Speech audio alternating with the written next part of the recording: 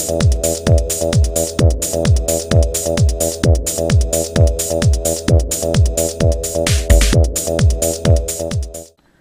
everyone, today I'd like to take a casual peek into the Masters of the Universe Classics Trapjaw action figure.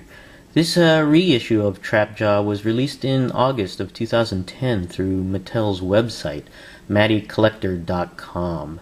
Now I'm going to turn on my rant switch here, right there. And I did not order just one Trapjaw figure, but two Trapjaw figures when I really only wanted one.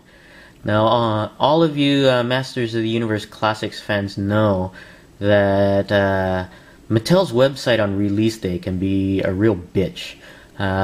Signing in or trying to sign in with those white screens of death and those refresh problems.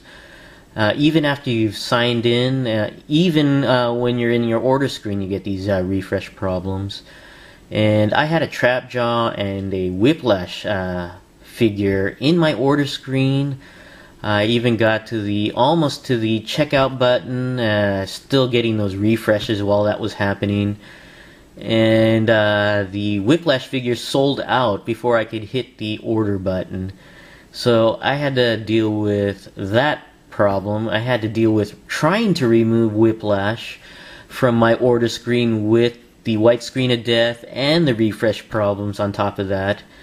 And even after removing Whiplash and finally hitting the order button, I received an empty cart screen. And I thought I had to go through this whole reorder process again, so I ordered another Trapjaw, or at least I thought I only ordered one. And then later found out that that empty cart screen, I don't know what the deal with that is, but I ended up ordering two Trapjaws at separate shipping prices for each one. So these were these two Trapjaws were shipped separately. I was charged separately for these guys, and I could not cancel the order because the order had gone through, and the cancellation process is going to cost me money to return the other figure. So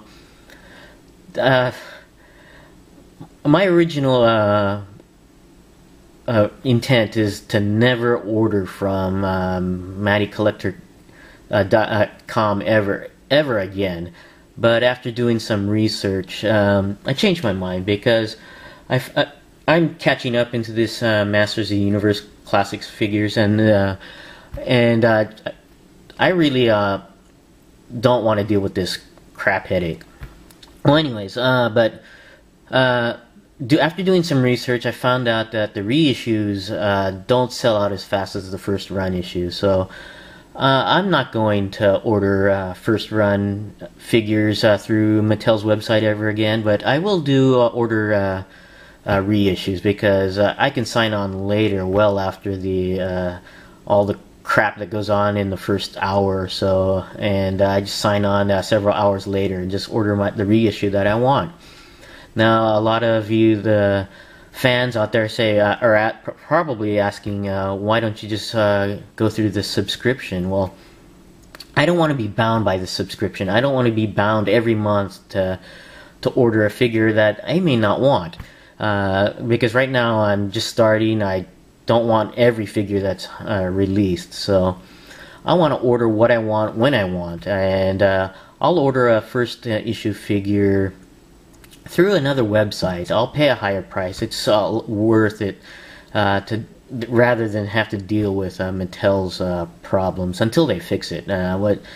It's been going on for months, or maybe a year, I don't know. But until they fix it, I probably won't order anything but reissues through them. But rant switch off. Okay. Anyways, let's take a look at Trapjaw here in the packaging. You can see Trapjaw here. It looks very much like the original Trapjaw from the series and toys. And he comes with quite a few accessories over here, and even comes with an alternate head buried down there. So that's kind of neat. Taking a look at the back of the package, you can see the other figures from the Masters of the Universe Classics line. We have Triclops, Beastman, Merman, Skeletor, Trapjaw, and Webstor. And down below you can see a description of Trapjaw, whose real name is Cronus on there. Now, I've actually thought about opening my second Trapjaw to put the alternate head on the figure and have two versions of Trapjaw, but I'm not sure if I'll do that yet. Actually, I'm not sure what I'll do with my second Trapjaw. I don't know, who knows. Well, but anyways, let's go ahead and open this Trapjaw, and we'll be right back. Alright, we have Trapjaw out of the package, and I love this figure. This is such a badass figure, I love it. But let's go ahead and go over the accessories, and we'll take a look at Trapjaw's alternate head here, which is that of Cronus. Before he was transformed into Trapjaw. That head sculpt is actually pretty nice. I really like it. And I don't know if they had a Cronus in the original series. I don't watch the original series. But I do remember him, I think it was in the very first episode of the 2000 series. They had Trapjaw in his Cronus persona. And I like the sculpt. It's very nice. Nice and detailed, even though it's pretty simple on the helmet, but the face sculpt on there is actually really nice.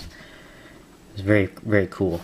And he also comes with a pre-Trapjaw arm, I guess when he was Cronus.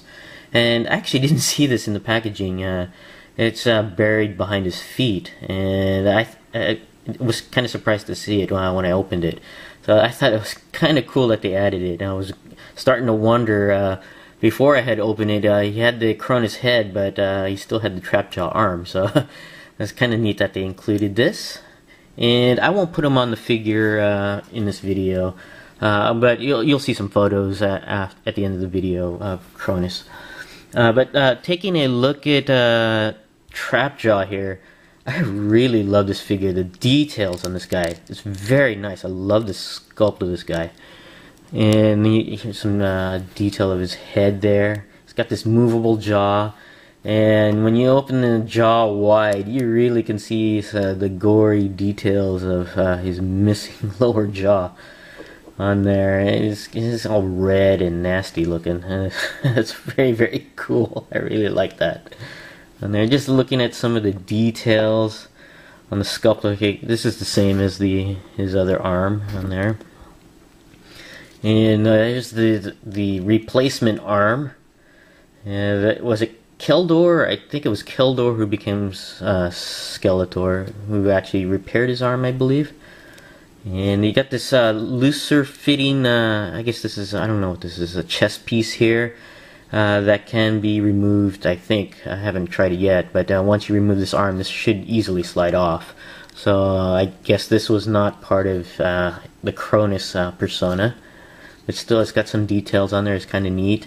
Then you have the green belt, which is also removable in the back, so I'm thinking Cronus didn't have the belt at the time. And it's got some hooks or some loops in here to hook his alternate hands or forearms on there, and that's actually kind of cool.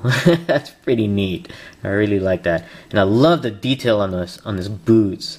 It just screams kick-ass on there. It's really menacing looking boots, and just love the details on the sculpt on this. It's very, very cool. I just love that. It's very neat on there. And the accessories, like I said, they loop on his belt. This one here has a hook, on the loop, but it tends to fall out quite often because of the weight, the counter weight, I guess. So I just use the regular hook on there. But they attach onto his forearm pretty easily. You just pull out this is a laser on there. That's kind of neat. I really like that. And it's got the hook if you want to put it on his belt. And it just pegs into the forearm here. If you wanted to go all piratey, you can just stick that in there. Arr, right there. It's very, very neat. I really love this figure. I'm I'm not sure what this is. I don't know if that was in the original series. He's got a loop on here. Did he? Don't know if he had a action gimmick where he, like some sort of rope or something, or maybe hang him as a Christmas ornament. I don't know what that is on there. So, but thought that was kind of interesting that they had that on there. So, overall, it's a very cool figure. I really love this figure. I think it's very neat. It's just more detail on that arm. That's very cool. Really love it. But going over the articulation of this figure, the head is on a ball joint. It goes up and down quite a ways. It doesn't go up as much because of the back of the helmet there, and it does go all the way around. And of course, the jaw opens and closes. That's just gnarly looking. That's really cool. The arms do go all the way around, and there's a hinge on there for you to move the arms up and down, even on the replacement arm here. Kind of neat. A little bit of that lubricant that got on here. Can't seem to get to remove on there. Oh well. The torso. Oh wait, I didn't go through the rest of the arm. The arm does bend at the elbow, and of course rotate at the forearm. This one rotates on the wrist, and he's got those stubby thumbs like the other Masters of the Universe figures, or at least the male figures. The torso does go down, up, and back, and does go all the way around at the waist, and has those Masters of the Universe leg articulation at the hips, so you can go up, down, to the back, out to the side, and rotate at the upper thigh hip area. The knees do bend. The calf rotates all the way around. I love that boot. It's cool. And the feet go up and down just slightly, and does have ankle pivot. So overall, this is a very nice figure. I recommend getting this figure. They're sold out, both the original and the reissue at Matty's site, so you'd have to go through a third-party seller for Trapjaw.